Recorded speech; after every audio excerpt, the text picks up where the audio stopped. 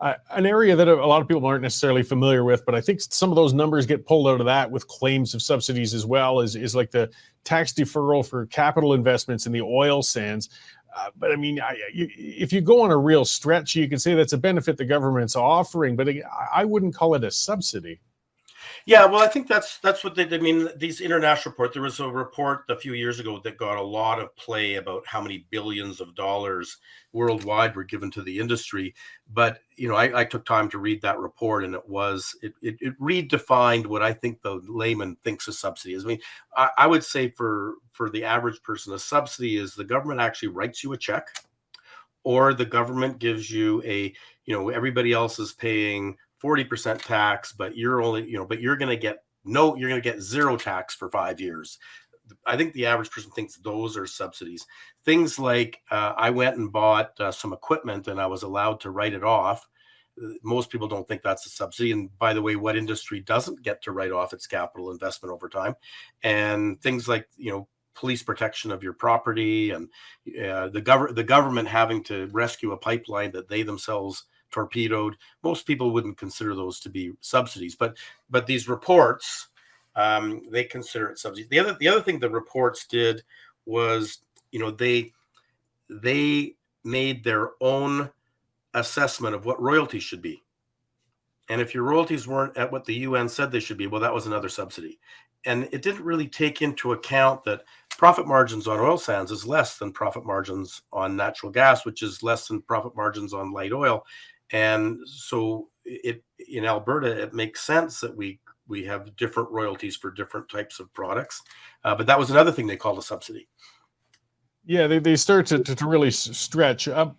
One area, though, that maybe there's a bit of merit in a sense. I think it was perhaps due to some bad policy historically, a number of things. There are a large number of orphaned and abandoned facilities that need reclamation, and tax dollars have been dedicated towards that. Now, that's not the thing is, the companies that left that are often gone, so it's not like a subsidy's gone to that company, but there are tax dollars going to a remediation that came from that industry in the first place. How would that kind of fit in? Well, I would say, in all honesty, there's the one place where I would say that there was a subsidy that, and I disagree with it, was during COVID. The Alberta government said, "Hey, the industry is in real trouble. The price of oil is $20 some. I mean, there was that one day where oil actually sold for less than zero." And so, I think every company during the height of the COVID crisis, which was also an energy crisis and an economic crisis, I think there was a sense that I know, me leading my company, I said, well, I don't know how, I got maybe 6 to 12 months, and after that, we're bankrupt. So during that time, the government was saying, hey, like every other industry that you're giving all these supports to, the airline industry and others, could we have some support for the oil and gas industry? And what we were mainly asking for was just some liquidity support to make sure that our banks didn't call our lines in the middle of the crisis.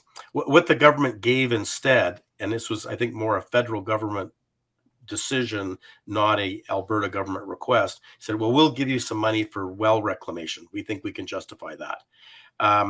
That's not really what we needed. By the time the money came through for well reclamation, our liquidity crisis was over. So it didn't come in time. It didn't help the problem we were looking for. And in the end, I think for my, and I won't, not everybody in the industry is going to agree with me on this point, but I think that it is bad for our reputation as an industry, as a responsible industry, responsible companies. I don't think we should take any subsidies to clean up our wells. And to the extent companies go bankrupt, we have a industry-funded orphan well program, and I think the industry needs to be responsible to keep it funded. So that's my strong view. Not everybody agrees with me, as you can imagine. But so I guess I would say, from my perspective, I think there was a subsidy there. It wasn't what we asked. It wasn't what I asked for my company, and it didn't come in time to help me.